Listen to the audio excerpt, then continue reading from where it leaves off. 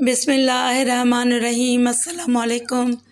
ایک منافق اور یہودی کے درمیان ایک زمین کے مسئلے میں اختلاف و جھگڑا ہو گیا۔ یہودی کا کہنا تھا کہ یہ زمین میری ہے اور منافق کا دعویٰ تھا کہ میری ہے۔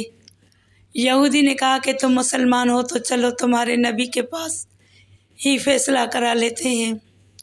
اب دونوں یہ مسئلہ لے کر آپ صلی اللہ علیہ وسلم کی خدمت میں آئے اور اپنے مابین اس زمین کے متعلق فیصلہ طلب کرنے گئے تو آپ صلی اللہ علیہ وسلم نے دونوں کی گفتگو سننے اور دونوں کے دلائل کا جائزہ لینے کے بعد یہودی کے حق میں فیصلہ کیا کہ یہ زمین یہودی کی ہے، اس مسلمان کی نہیں۔ آپ صلی اللہ علیہ وسلم کا یہ فیصلہ منافق کو پسند نہیں آیا۔ وہ یہودی سے کہنے لگا یہ فیصلہ صحیح نہیں ہوا، لہٰذا ہم حضرت عمر رضی اللہ تعالیٰ عنہ کے پاس اس کا دوبارہ فیصلہ کرائیں گے۔ اس پر بھی یہودی تیار ہو گیا۔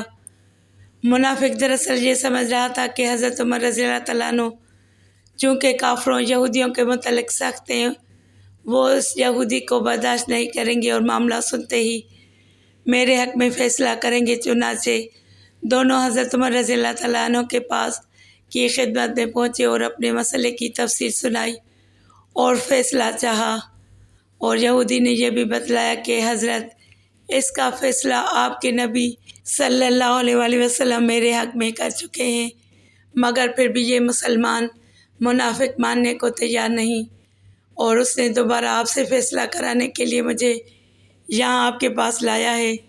حضرت عمر رضی اللہ تعالیٰ عنہ نے پوچھا کہ کیا آپ صلی اللہ علیہ وسلم نے فیصلہ کر دیا ہے؟ جواب دیا گیا کہ ہاں۔ حضرت عمر رضی اللہ تعالیٰ عنہ نے فرمایا تم لوگ یہیں بیٹھے رہو، میں ابھی آتا ہوں۔ یہ کہہ کر حضرت عمر رضی اللہ تعالیٰ عنہ اندر گئے اور تلوار لا کر اس منافق کی گردن اڑا دی اور فرمایا جو شخص اللہ تعالیٰ اور آپ صلی اللہ علیہ وسلم کے فیصلے سے راضی نہ ہو، اس کے حق میں عمر کا فیصلہ یہی ہے۔ اس کے بعد منافقوں نے شور مچایا کہ عمر نے ایک مسلمان کو قتل کر دیا۔ حضور صلی اللہ علیہ وسلم کی خدمت میں شکایت لے کر آئے۔ اسی واقعے کے متعلق اس وقت یہ آیت نازل ہوئی کہ پس آپ کے رب کی قسم ہے کہ وہ لوگ مومن نہیں ہو سکتے جب تک کہ وہ اپنے جھگڑوں میں آپ کا حکم نہ مانیں اور آپ کے فیصلے سے اپنے دلوں میں کوئی تنگی نہ پائیں اور بلا چوں چراں قبول نہ کر لیں۔ معلوم ہوا کہ دین کے بعض باتوں کو ماننا اور بعض کا انکار کرنا منافقوں کی علامت ہے، اور کامل مومن وہ ہے جو ہر بات میں رسول کی اطاعت کرے۔